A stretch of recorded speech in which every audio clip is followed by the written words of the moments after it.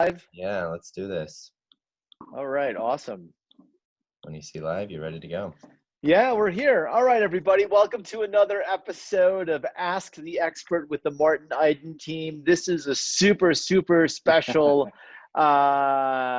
episode for a couple of reasons. First and foremost, we have the special guest star host, Sean Wilson, who's going to be doing the interview today. And his guest that he chose, I have to say, is probably one of the most outstanding people that I know. I will say, I agree. Okay, start again, Martin. I won't cut you off. Go ahead. No, that's okay. That's okay. It's all happening right now. So one of the most amazing people that I know, and I've known her I'm 48, so I've known her for a little more than 48 years. Hint, hint. It's none other than my mother. So it's awesome. And Sean just told me yesterday afternoon that my mom was the special guest. So I'm very excited about this. So Sean, take it away. Well, it gives me great pleasure to introduce one of my favorite people on the planet, my mother-in-law, who is so loving, so kind, and truly one of the greatest people I know. So without further ado, Christmas is coming, and you guys are right? hoping. I can see it already. And we're staying So with I them have for to 2 say- weeks, so we gotta That's right. That's right. so thank you for being on our Ask the Expert series, and you are an expert on many levels, and we're going to touch on some of those levels today, both professionally and personally. So we're going to start professionally, and I'm just going to have you introduce yourself and give us some tidbits about your professional background. Well, first of all, thank you for letting me be part of this. I think it's really kind of fun. Professionally, let's see. I was in education for over 35 years as a teacher and an administrator, and I enjoyed every minute of it. I worked with children that started in like 4-year-olds, and I even taught college students that were 24 years old. So I did the whole gamut professionally. That would be you, Jared. That would be, oh, there you go. There you go. And working with teachers that are your age, Marty. I know, right? So that's professionally, that is my background. But I want to touch on some of the highlights of your professional career, because you were the first woman to hold the position of principal in one of the small counties or towns in Wisconsin. So talk to me about what that was like. What was it like to be one of the first women to hold that position? It was exciting, but it seemed at the time very much like the next step. It was not like earth-shattering or ceiling breaking or any of these things that are the cliches out today. But what happened is, when I was in education, and I was educated back in the 60s and 70s, and at that time education was pretty much the philosophy that, believe it or not, was started by Horace Mann in the 1800s. And it was also enhanced with a lot of the philosophy of taking IQ tests that they had developed for the war in order to get people in the right spots. So as that's kind of the background that most of my colleagues started education. And the way you progressed in education, you had to be super good in sports, or you had to be one of the people that were like a math or a science person. But over the course of the years, with the You're talking about the teachers, right, Mom? Teaching. I'm talking about teachers. Okay. And when teachers would progress, as education progressed, more and more ideas came out about how to educate. It wasn't just about learning math and science and language. They started adding different intellects of learning and different methods of learning. And one of the things that I, as a woman, could offer at that time was a different approach to education, following some of the ideas from like Howard Gardner that talked about the different intellects and the different ways of measuring intellect. And when I went into administration, I think the small little town I was working in at the time started to realize they needed to expand that. So by adding a woman, you could start bringing in different ideas on how to educate children. And one of the backgrounds I had, and it was not by choice, it was just kind of like by circumstance. When I started teaching, I found that one of my better knacks for teaching was to reach children and students that didn't learn traditionally, that had to follow up on different ways. And I think the people that mentored me saw that in me, and then that's how it developed that I got into administration so that I could help other teachers see that also. So it was kind of a different approach to teaching. So I want to pick up on mentors. You had mentors professionally, but Yes. who do you credit with giving you the confidence to pursue higher education, or to pursue your dreams as a woman at that time? As a little girl, who would you say was your mentor, who was your confidant, who gave you the oomph you needed to say, I can do this? Well, I better first of all mention my husband, Marty, because he helped me get going and help finance all the times I had to go back to graduate work. But as a little girl, one of my heroes was Eleanor Roosevelt. And Eleanor Roosevelt, I always thought, was one of the most outstanding women of her times. And even though her husband was so much in the forefront, so was she, but she was doing things differently. She was the one that kind of like, she made that famous quote, you can never let anybody insult you without your consent. And she gave us that impetus as a woman that you could do that. And then I had a lot of teachers when I was growing up, most of whom were women, and administrators who were women. And so I grew up with that. And I also had a mother that that valued education so much that it was just a natural thing as I was growing up, that there would be no doubt that my brother and I would go to school, we would excel, we would go to college, and we would contribute to society, because that's what my parents expected of us. So, before we leave this section, what advice do you have for teachers, women starting out today? What advice would you give for the generation of teachers that are coming up today and working as you did to work their way up through education, through the educational system, and to become principals, superintendents? I guess the thing I would say is, and this is something that a mentor who is a man taught me when I got my job as an administrator. And up until that point, I had been a teacher, and a lot of the teachers' salaries were on a set scale. So you just you moved up according to the scale, you followed the norm of the progression for the amount of years. So you never really had to negotiate. When I became an administrator, the superintendent and I had to negotiate my salary. And that was the first time I had to do something like that. And so I learned a lot from him, and he kept telling me, don't be afraid to ask. Make sure you show what your equalness should be to other men who have held this position. Because that still was a time where women were considered working outside the home as the supplementary income. And he taught me that was not the way things had to be.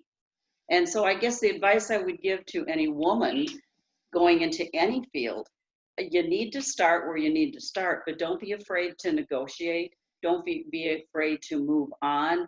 Follow what you want to do. You don't have to be stuck somewhere because you think you should be. Wow, that's great.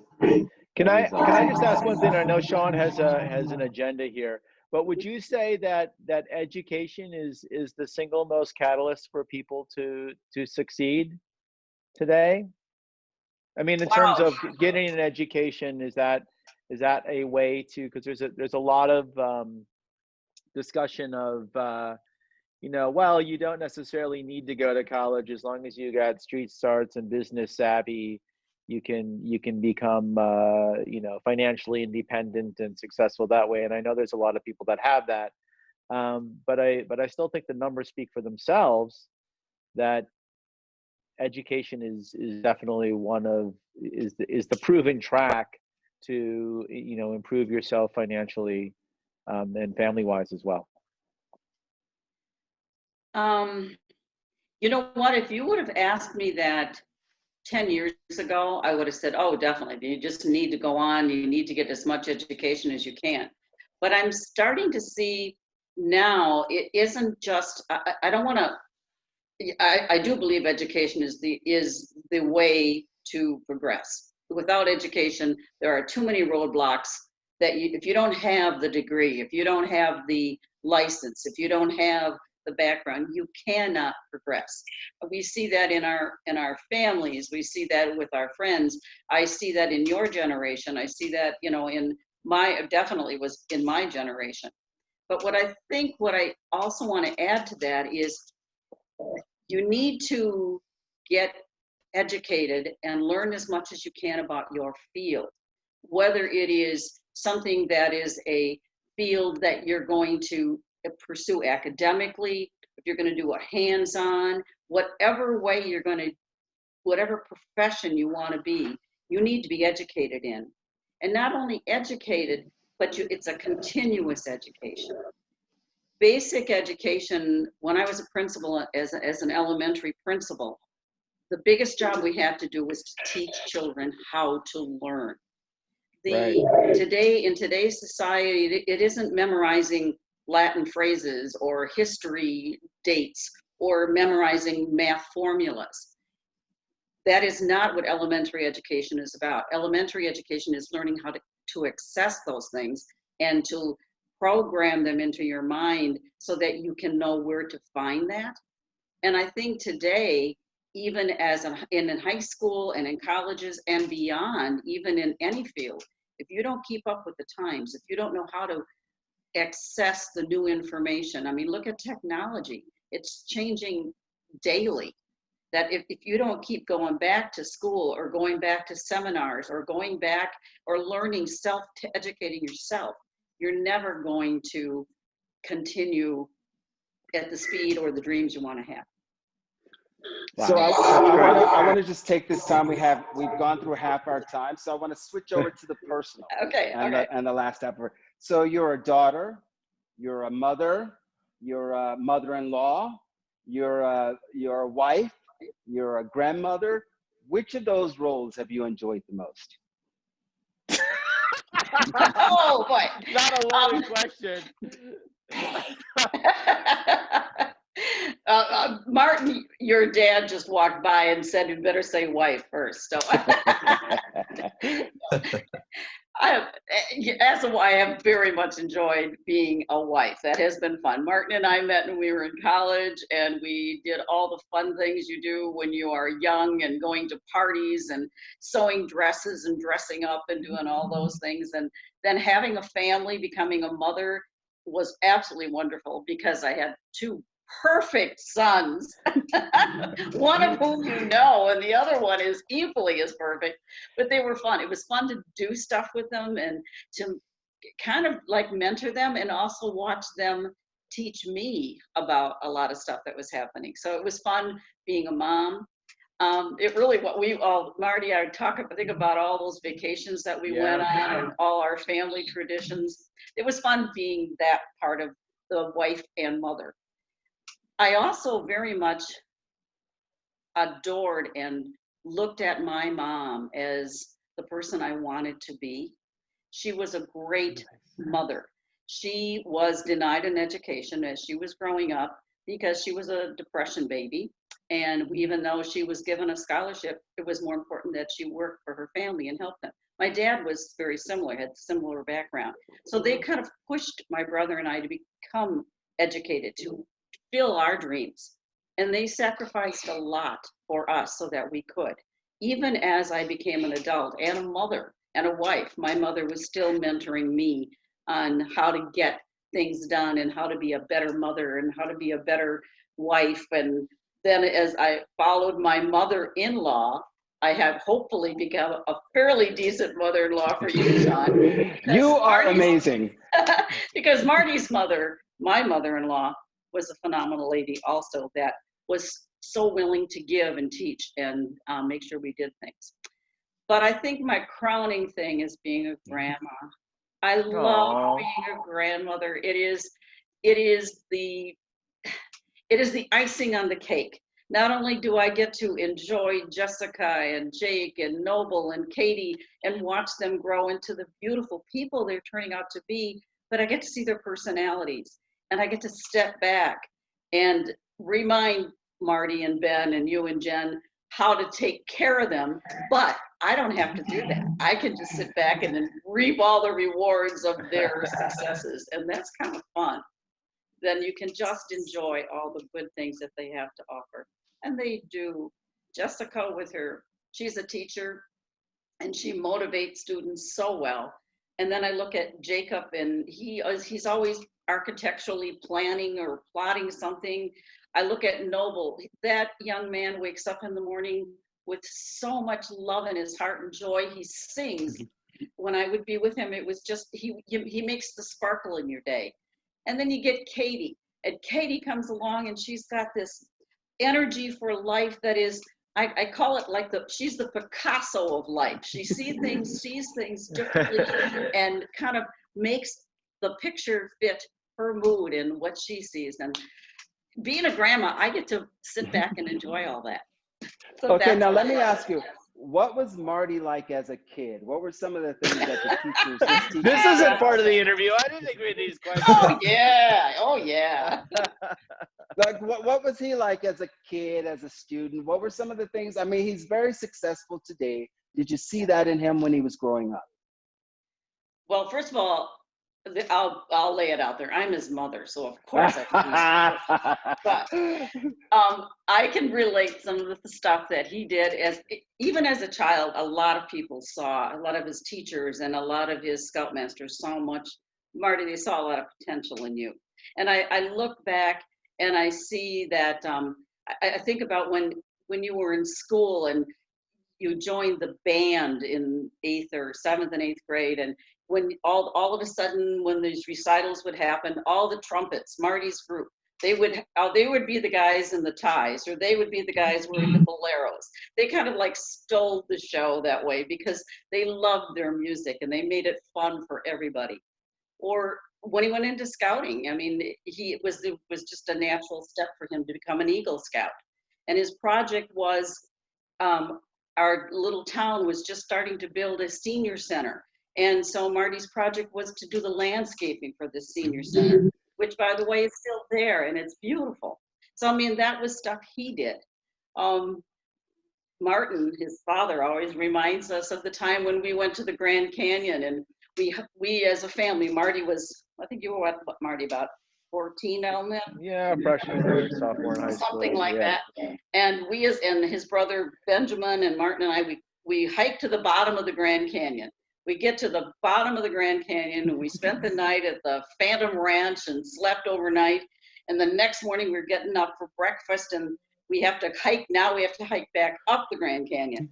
And one of the young men that waited on us had graduated from college and was drafted into the NFL. And he was working there that summer. And he mentioned to Marty that he would run up the Grand Canyon on his days off to keep in shape. So as we're plodding and going and trotting up the Grand Canyon, and if you've done that in the summer, it is hot and it is hot. And all of a sudden Marty says, Mom, Dad, I'm gonna run up and be like that other guy. And he did. He ran up there, he got there an hour before the rest of us. He saw a goal and he just would reach out and do it. Well, one of my favorite stories about Martin is the story you told me about his teacher when he was maybe a little kid, 2nd or 3rd grade. Like they said to you, you will never have to worry about Marty. You know what? Yeah. You know, he puts his eye on a goal and he achieves it. And I see that in him today. He does. I remember that. And that was a shout out to Sister Odilia, who's probably in heaven right now praying for you. And she was a tough teacher. She was one of the toughest teachers that Marty ever had. And I just remember her telling us at conferences that, oh, don't worry about Marty. He's going to be fine. When he sees something, he gets it done. His homework is always done to his best. And I mean, she said, there is no quitting for Marty. He sticks with it until he gets it done. And I see that in him, and they did too, way back then. So Marty, you're fulfilling all those wishes of Sister Odelia. So one of the other areas that you most certainly are an expert in is you are an expert baker. Can you talk about where that started, who inspired you, and how did you become such an awesome baker? I mean, you gave me 1 year of a book that you handmade of all of the baking recipes. Our family recipes, yeah. Family recipes. So who inspired you? Where did that come from?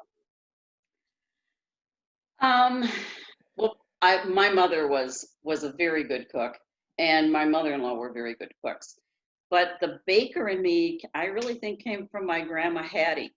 My grandma Hattie was, well, when I met her, she was getting older in ages, and as I got to spend more time with her, she always made the best pies and cookies and pastries, and came up with these ideas. And when I would cook or bake with her, she never ever used like a measuring cup or a measuring spoon. She measured everything with her hand. She would hold it in her hand and say, this is the size of the amount of shortening you're going to need, or you need 3 handfuls of this for butter or this for flour. And it was kind of fun to watch her bake. And she could make, and she had an apple tree in her backyard. We'd have to pick the apples, and then we'd make apple pie or apple sauce. She had hickory nuts in her backyard, and we'd have to crack all those. And it was fun. It was a family thing. So baking kind of was taught to me as something you do as a family. It was a generational thing, and you shared it with your family. And over the holidays, like the Christmas holiday, when Marty was growing up, it was nothing for us to have 30, 40, 50 people at our house, and all the beautiful pastries and cooking and things came out, because that's how you shared your family love. And I've been to 18 of those Christmases. Yeah. Yes. And I will say that you baked hundreds of cookies, and that is not an exaggeration. You literally spent weeks preparing and baking hundreds of cookies for that 40, 50 people that would show up for the holidays. Oh, and it was fun because everybody got together and we would sing Christmas carols, and I don't know what's going to happen this year because of the COVID and it's taking that away, but the family is still going to have some of that stuff together, and that's what's important, is the family.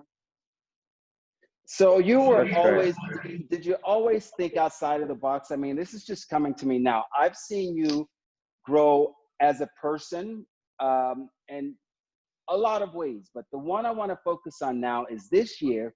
We're not going to talk about weight here, Sean. Well, but I'm bummed. On your lawn, Black Lives Matter flag, Love is Love flag, women's rights, or what is it? Women's rights or human rights? All right. So what gave you the courage to do that in a neighborhood that definitely isn't that neighborhood? What gave you the courage to stand out and say, these are my beliefs and I'm going to proclaim these beliefs? I think my family was the major impetus of making sure that that's happening, because I see, unfortunately, there is a lot of set beliefs that people had, that they think the good old days of the 40s and the 50s and the 60s, but it's not the 40s and the 50s and 60s. We're a bigger family. We're a worldwide family. I mean, one of the first ladies says it takes a village to raise a child. I think, especially with all the access we have to the world, we cannot bury our heads and believe that we're still living in our little town by ourselves. We are a bigger people than this. And so women need to step up and need to have an equal place. I mean, and I have to admit, my husband has been one of the first people to make sure I did succeed in that, which is remarkable. And I think that we have to have, it doesn't matter what your religious belief is, or what your race is, or what your sexual orientation is. You are a person that matters. and you have all this intelligence, and you have all these gifts to offer, and we have to take a step forward to make sure people do that, and not just talk about it. We have to do it and demonstrate it, like putting a flag up in your yard where you're the only liberal, I guess, in the neighborhood. But you need to do that, and we need to speak out. Ruth Gator Ginsburg, one of my heroes today, one of her most famous saying is, lead so that others will want to follow you. And I think that's the key. You have to lead in that way, in such a manner that it's not banging someone on the head, but gentle reminders like that. Well, I do want to also just throw in that you have a great man behind you, like Marty. Your husband, Martin, is amazing, and he has grown and helped you to grow. You guys truly are amazing. And are you hearing this, honey? Are you hearing Bring him this? in, bring him in the camera. Give him a cameo. Bring him Get in. over you. They want a cameo walkthrough. No. So we have 2 minutes left. I want to talk about two things. You've been married for almost 50 years. What is the success in keeping a marriage together for that length of time? That's incredible. I think it's growing together and seeing and changing together, because as you mentioned, I hope I am not the same person I was in 1960 or 1970 or even 1990 or not 2000. I want to grow. And I think Marty, and I'll call him Marty because my son is Martin, and I have grown together. And yet we have our own. Young Marty loves to golf, and I like to be outside, so I golf with him. But he golfs a lot more. I love to bicycle, and Martin bikes with me. So it's a little give and take that way. But it is also time to. When I was pursuing my career in education, it was Marty that would always say to me, oh, take the next step, take that graduate class, apply for that position. The encouragement was there. And when he was starting his own businesses and he wanted to expand or buy a new company or try a new field, I would be there to say, go do it. That's what we're here for. And I think that encouraging each other, not only to grow independently, but to grow together in the things that matter, like family, that can never be bond. I mean, and we've had ups and downs, and we've had difficulties, but we've shared them together, and you can do that. And I will secretly say the other thing is we never go to bed at night without saying we love each other. And I think no matter how much fighting we've done, and no matter how terrible I was golfing that day, we both say we love each other, and that's important. So we have 2 minutes left. I wanted you to just talk to me about, why did you retire? And what do you look forward to now? What keeps you going? What keeps you motivated now that you've retired? Why did you retire, though? I mean, you could still be doing what you were doing now. Yes. A couple of things. First of all, I wanted to spend more time being grandma. My grandchildren were starting to come at that time, and I look at, and I'm sure you two see it with Noble, how quickly your children grow. And I saw my grandkids coming, and I remember when you told me that you were going to have Noble brought into our life and our family. And I said, then I'm going to be there a lot more than you were going to want me to, because that was part of his life. And I wanted He's to fulfilled that promise. Just kidding. I do. I'm there all the time, and I love it. So I guess that was first, because my father unfortunately died right before Martin was born. And my dad, Martin was the first grandchild. And my dad was looking forward to that. And he built a crib and he did all these things. And like 2 weeks before Martin was born, he had a heart attack and died. And my mother brought that up so many times, of how much she would have loved to see Marty do this, or loved to see Ben, or loved to see Josh or Jesse do this or that. And he wasn't there. So I didn't want to miss that. And financially, we could do it. Marty still has his company, so he he gets to work and I get to be here. So that has helped. So a lot of things came together that would happen. It was not a health issue. It was just, we were fortunate enough that I could retire and spend time with my family, and Martin could keep working. So, and he loves doing that. So Okay, it gave me a freedom. so I know you're what keeps you busy these days? What's your day today in retirement? What do? You wake up, what do you look forward to? Well, I firmly believe I have to I spend an hour every morning doing something intellectual. I mean, something fun intellectually. I love to do crossword puzzles. I love to read, and I love to see what's going on in the news. So that's my intellectual. I have to I will do. say you're probably one of the few people I know that still reads books consistently. And I do. I like the smell of the book anyways. I'm not as good as my sister-in-law, who is a published author and poet, but I love reading her stuff. And then I try to do at least an hour of some physical activity every day.